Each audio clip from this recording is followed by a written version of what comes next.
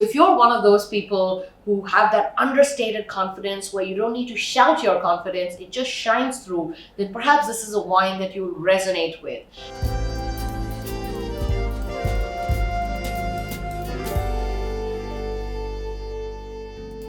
Don't we all love wines, and don't we love it even more when we find and discover wines that are big on taste and great on value?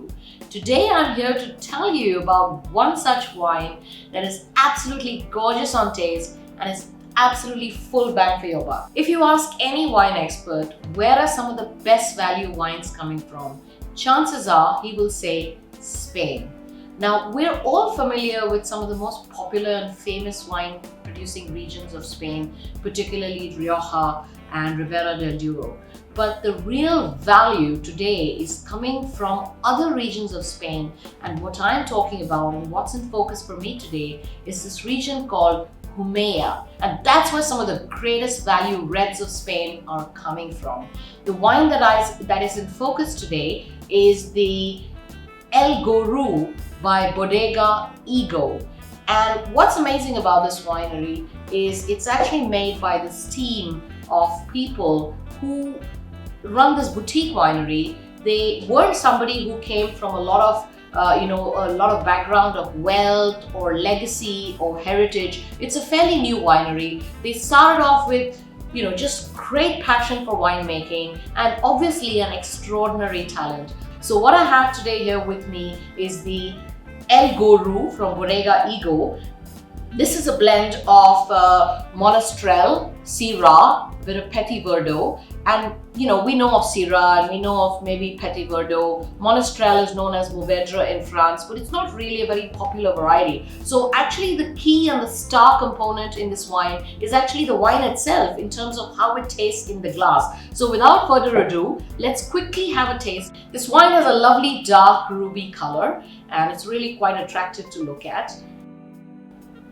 On the nose, the wine is warm, it's spicy, it's got some aromas of blueberries, there's some chocolate-like mocha coming through, and also some toasty oak. I think the wine's been through a little bit of aging, perhaps in more American oak, because it's kind of a combination of vanilla, spice, a little bit of like clove maybe. So it's really a very inviting nose, and I actually can't wait to take a quick sip of it. So let's do that.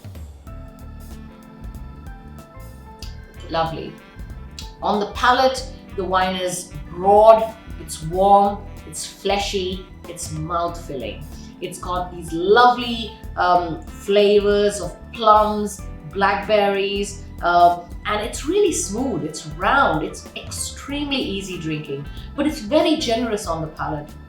It's also got a lot of personality. You can tell that at the core, the fruit is fresh, it's vibrant, and it's very much alive. So actually, it's a very, very enjoyable wine. Now, for all this description that I've given you, if I tell you the price of this wine, you'll be absolutely astounded. But so let me not keep you away from that information.